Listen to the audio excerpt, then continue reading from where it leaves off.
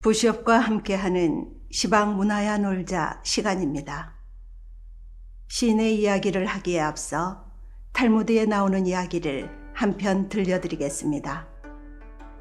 탈무드 세상을 보는 지혜 중 출항과 입항의 차이편에 나오는 말입니다. 화물을 가득 실은 두 척의 배가 항구에 정박해 있는데 한 척은 출항하려 하고 있으며 한 척은 막 입항했다고 합니다. 이러한 경우 대부분의 사람들은 배가 출항할 때는 떠들썩하게 환송을 하지만 반대로 배가 입항할 때는 환송 때와는 달리 별다른 환영의 모습을 보이지 않는다고 하는데요. 탈무드에서는 이러한 것을 대단히 그릇된 습관으로 지적하고 있습니다.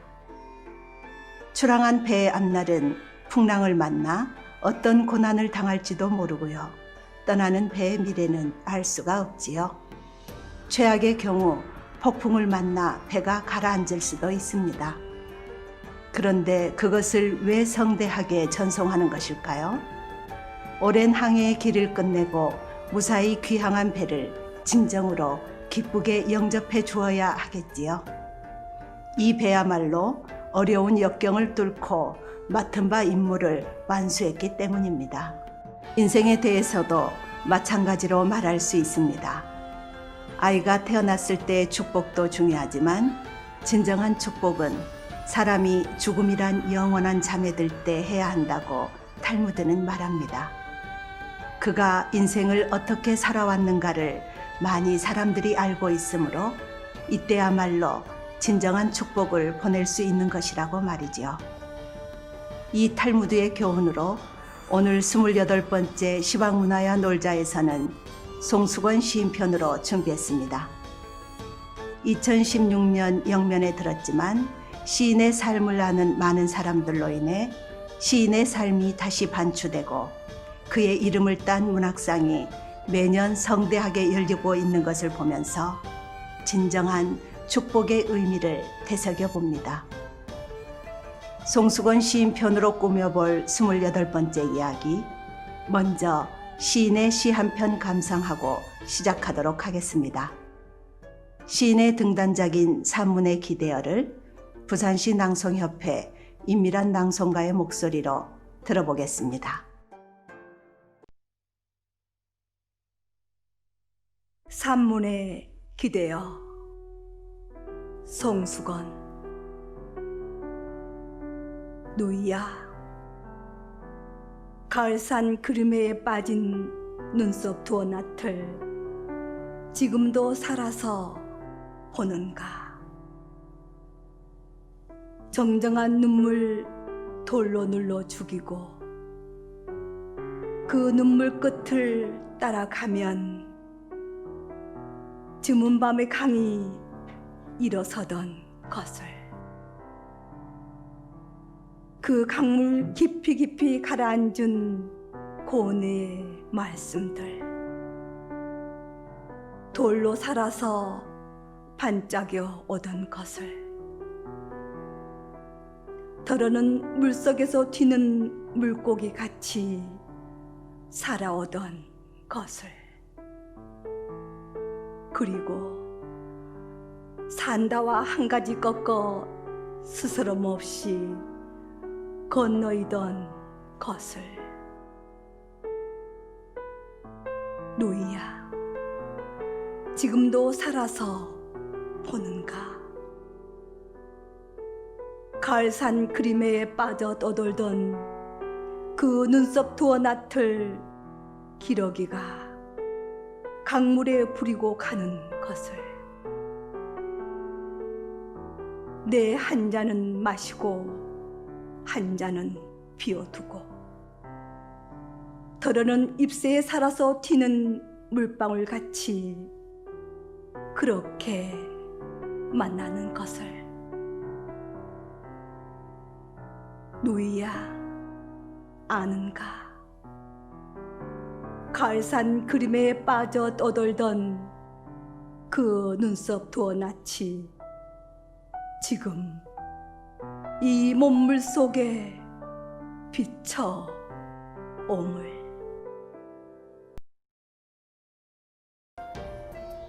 낭송으로 들어본 산문에 기대어 어떠셨나요? 이 시는 불교적 내세관과 인연설에 기초하여 죽은 누이에 대한 그리움과 하늘, 새로운 만남에 대한 소망으로 승화시킨 작품인데요. 현재에서 과거를 되돌아보는 회상의 구조를 가지고 있습니다. 그 회상의 매개는 가을산 그림에 빠진 눈썹 두어나티지요. 화자는 산사의 입구에서 가을산에 단풍이 든 아름다운 풍경을 지켜보다 문득 죽은 누이를 떠올리고 누이의 삶과 한을 회상하며 그것이 현재까지 이어져옴을 느끼는 것이라 할 수 있습니다. 그런 점에서 보면 신라시대 때 월명사가 죽은 누이를 추모하여 지은 19채 향가인 제망매가와 상당한 유사성이 있는데요. 제망매가에 대한 삼국유사의 기록에 따르면 월명사가 제를 올리며 이 노래를 불렀더니 갑자기 회오리 바람이 일어 지전, 즉 종이돈이 서쪽으로 날아갔다고 합니다. 이렇듯 배경설화에는 주술적인 요소가 있지만 이 향가는 단순히 죽음을 감상적으로 표현하는 데 그치지 않고 삶과 죽음의 문제를 깊이 성찰하고 뛰어난 비유로 그려내 향가 가운데서도 특히 문학성이 뛰어난 작품으로 평가받고 있답니다. 이상 산문의 기대어와 제망매가의 유사성에 대해 알아봤고요. 다시 시인의 주옥같은 시 한 편 더 감상해 볼 텐데요. 시인의 노을치마를 부산시 낭송협회 김현 회원의 목소리로 들어봅니다. 노을치마 송수건. 저기 저 노을이 수상쩍다. 다산의 핫피첩 세 권을 펼쳐보았거든. 사랑이여, 너는 사랑이 어떻다고는 쓰지 말자. 홍씨 부인 16 시집 와서 장롱 깊숙이 묻어둔 저 노을 치마에 적힌 세세한 사연을 읽었거든. 섣달 천지는 얼음인데 눈소리 찬 기운에 수심만 깊구려. 희미한 등불 아래 앉았으니 천리박 당신 생각. 나는 벽만 더 깊어가는데 이 한 목숨 어이하면 좋을까요? 6폭 치마 한 솔기씩 끊어 하피를 접는 밤, 남은 한 솔기는 시집가는 딸에게 전하는 아비 마음.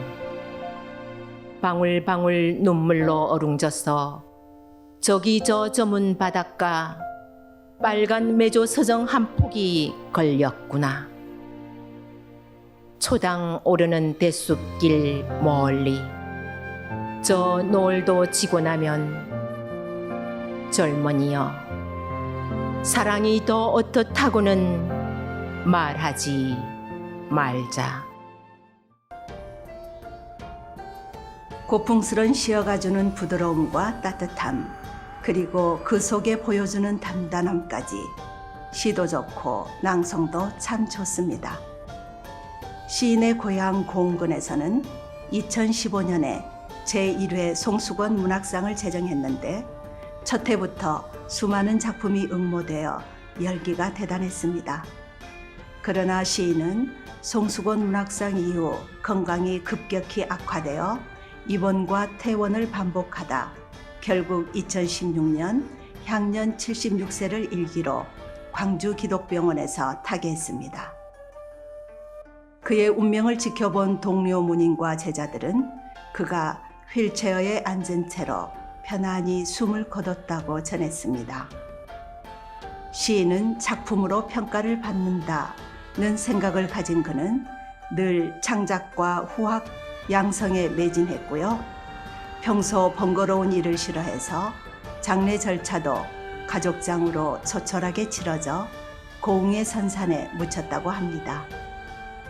전남 도립대 최한선 교수는 시인처럼 고귀한 명함이 어디 있겠느냐며 애도의 뜻을 밝혔다고 합니다. 시인이 고귀한 명함이 되도록 늘 노력해야겠습니다. 시방 문화야 놀자 28번째 이야기는 여기서 접도록 하고요. 29번째 이야기도 송수건 시인의 생애와 에피소드들로 꾸며보도록 하겠습니다. 다음 시간에 뵙겠습니다. 감사합니다.